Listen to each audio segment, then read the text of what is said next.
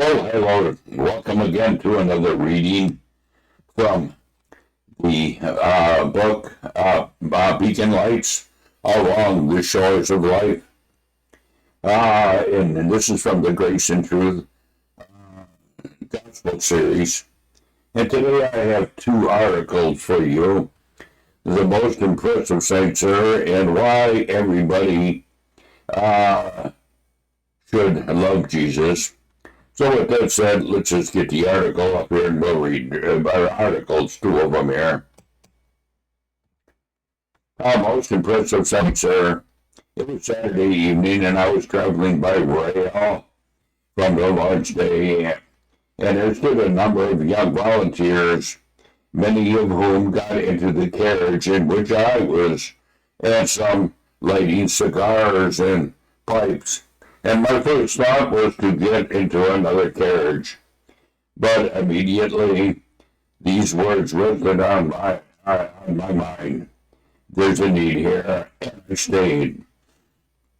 As for the train moving on, I began to offer tracts to my fellow passengers, which all received,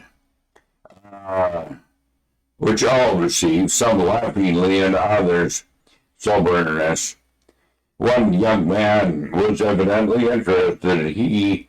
When he had read the tract thoroughly, handed it back to me and asked for another, which I gave him, and which he also read. When he had finished it, he told me that he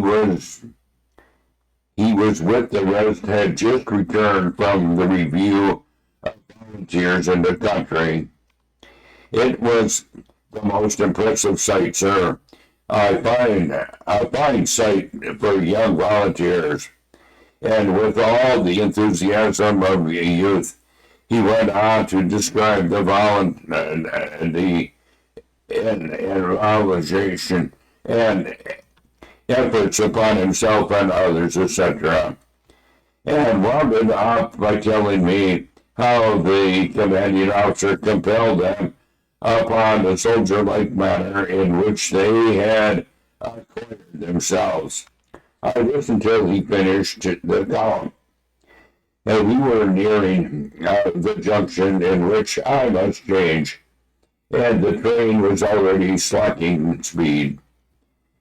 You have told me, I said, of a sight which you felt to be the most impressive, though only a gathering of a few thousand men.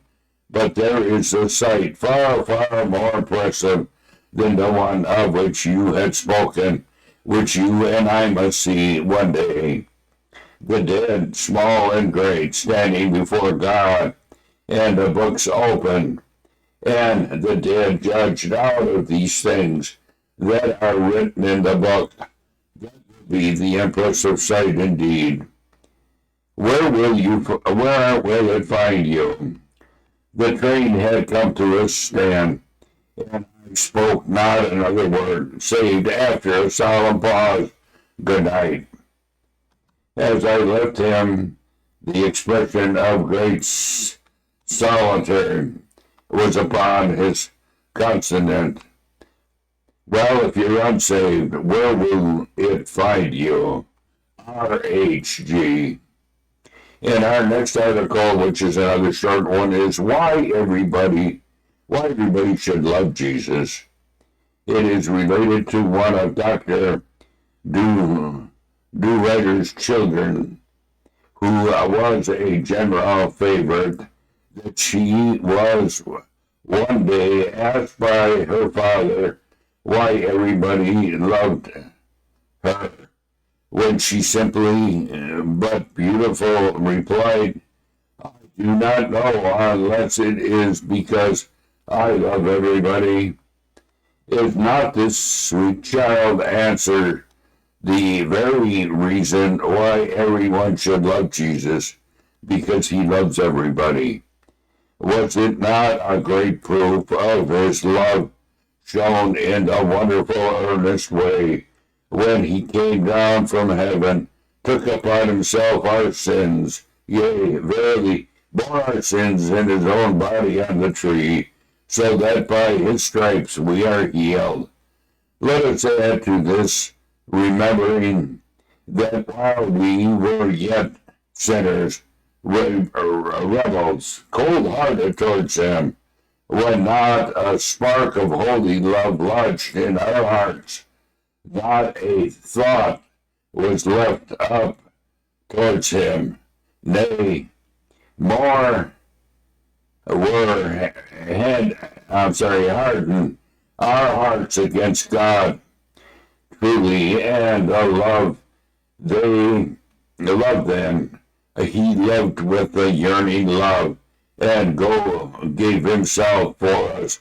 JWB. And that ends the reading of the two stories. The most impressive sights there, and why everybody should love Jesus. So bye for now, and God bless.